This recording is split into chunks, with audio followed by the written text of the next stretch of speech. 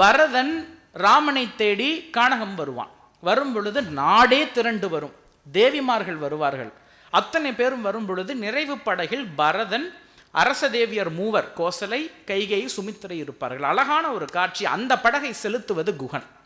குகன் கேட்பான் பரதன் கிட்ட, இவங்கெல்லாம் யாரு என்று கேட்கும் பொழுது, கோசலை ராமனை பெற்றவள் என்று சொன்ன மாத்திரத்தில் கோசனுடைய கால்களில் விழுந்து குகன் அழுவாங்க.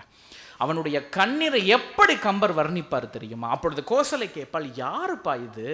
பரதன் சொன்ன வார்த்தை, அம்மா, இன்னுயிர் துணைவன் ராமனுக்கு, எனக்கும் தம்பிக்கும் மூத்தான். என்ன வார்த்தை யோசிச்சு பாருங்க.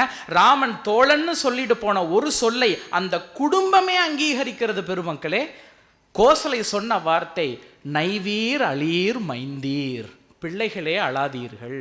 பரதம் பிள்ளைதான், சத்ருகனன் பிள்ளைதான். ஆனா இப்ப வந்த குகனும் அந்த பட்டியலில் சேர்ந்து விட்டான். நைவீர் அலீர் மைந்தீர், ஐவரும் ஒரு வீராய் இருந்து அகலிடத்து என் மாநிலத்தை காப்பீர் என்று சொல்கிறார். இந்த இடத்துல ஒரு யோசனை வருது.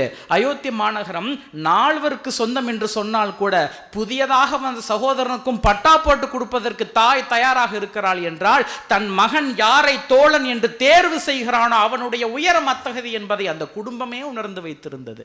அப்பேற்பட்ட பண்பு ராமனிடம் இருந்தது. தோழர்களை தன் உயரத்திற்கும் கடந்து தூக்கி பிடித்தார் என்று